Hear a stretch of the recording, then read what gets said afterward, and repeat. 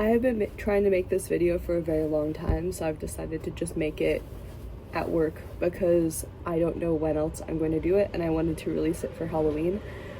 But I wanted to talk about Grady Hendrix because I absolutely love all of his books, and I wanted to kind of go through how I was feeling about his work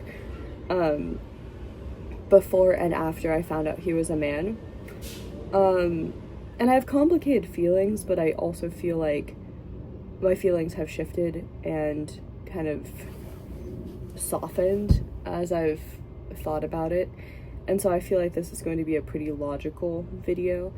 Anyway, I'm going to tell you which books I've read, because I haven't read all of them, and also the order in which I read them, because I feel like the books that I read and the order I read them in contributed to my lack of knowing that he was a man.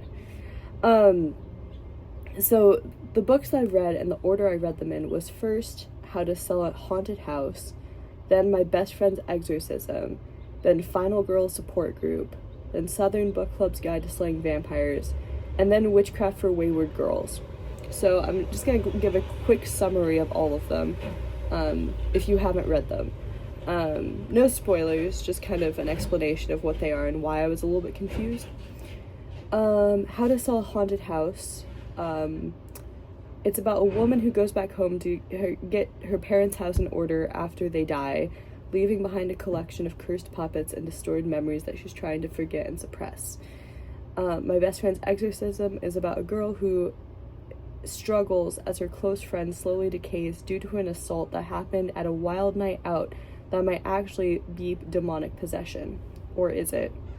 The Final Girl Support Group is about a bunch of traumatized serial killer survivors from popular franchises who work together to solve one of their killers that's come back to haunt her.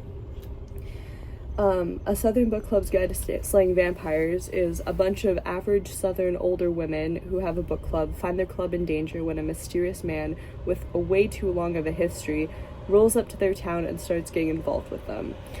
And then finally, Witchcraft for Wayward Girls is about a bunch of teen and younger girls who all get pregnant and are sent away by their families to avoid the shame of having a pregnant daughter.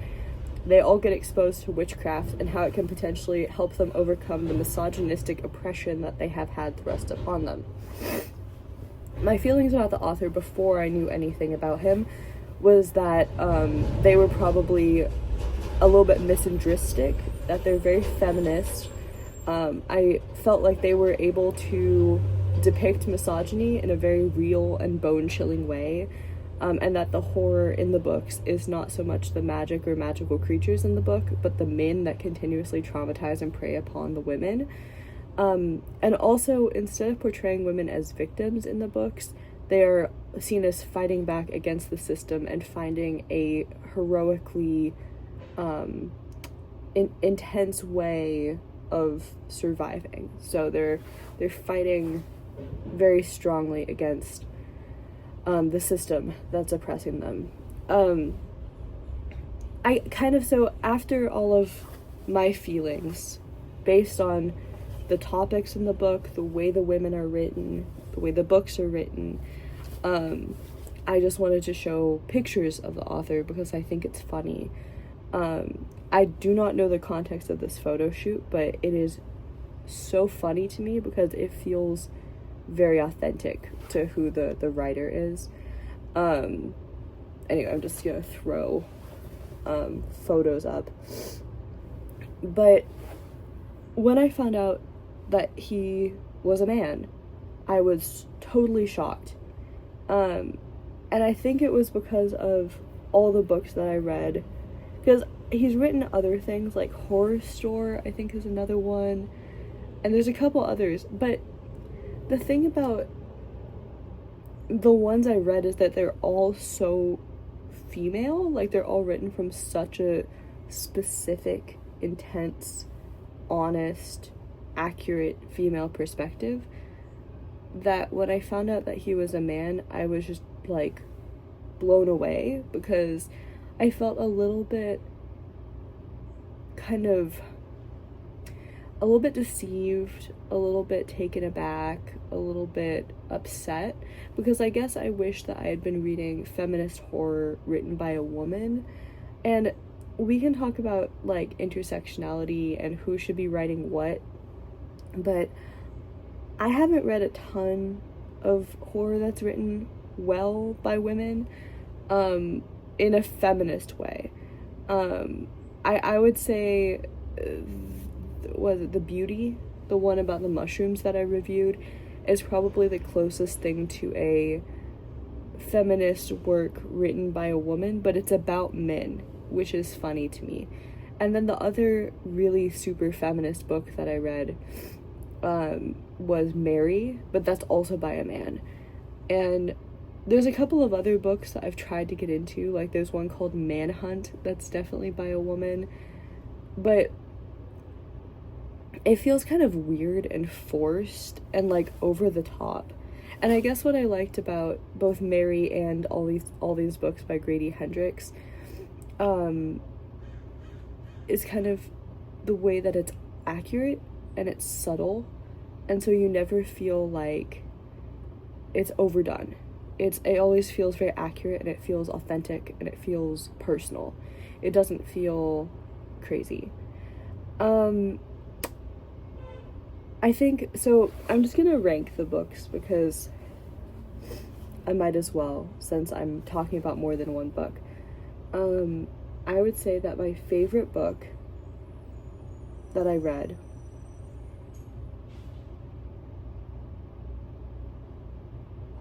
noises are freaking me out.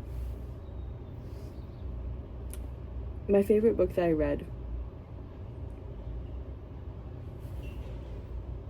I'm torn now.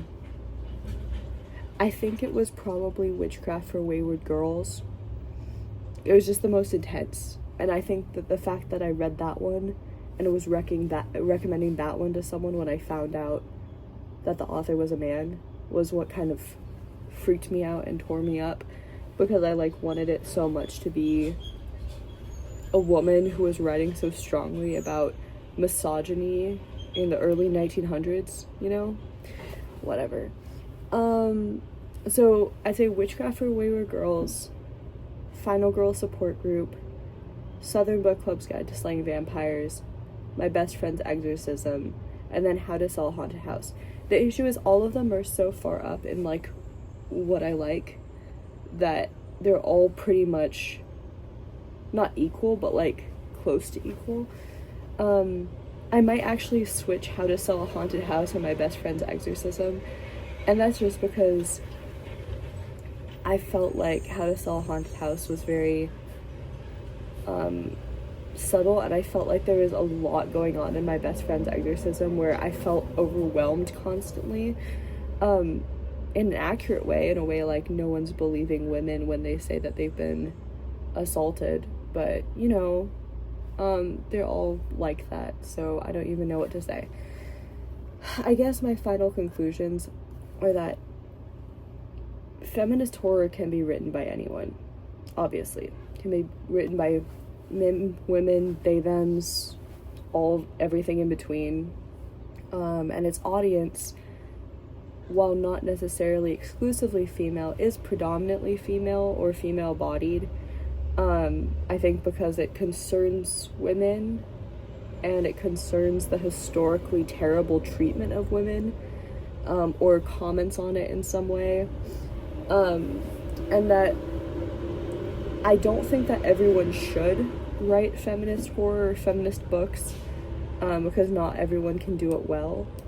But I think that Grady Hendrix is a perfect example of how it can be done extremely well, and I am so happy that I found him and his work, and even though I was disappointed that he was a man, at the same time I'm happy that he's a man, because it gives me some hope that men can actually see things from a female perspective and not be completely oblivious to the trauma, the pain, the suffering that female-bodied people and women go through, in so many ways.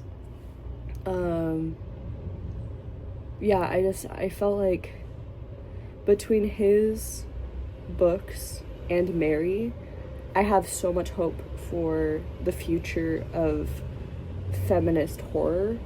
And also, one thing I should say is people get turned off by the term feminist, and that's stupid to begin with.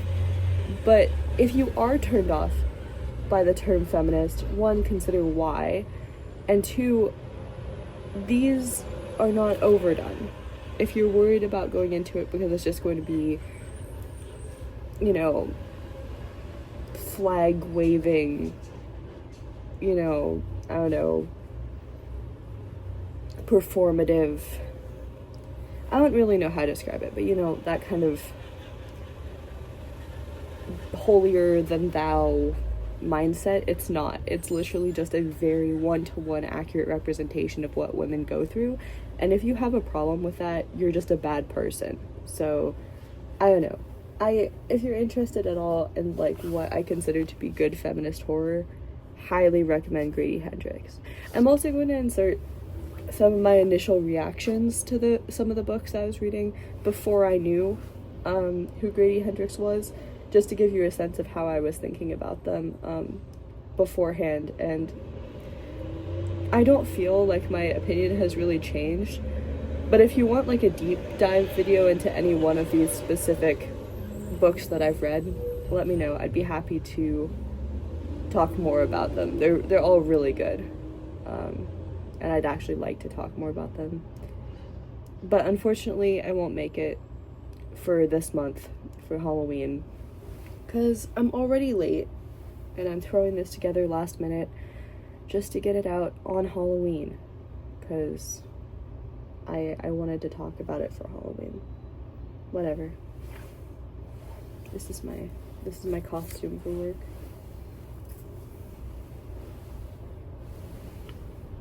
The vibe.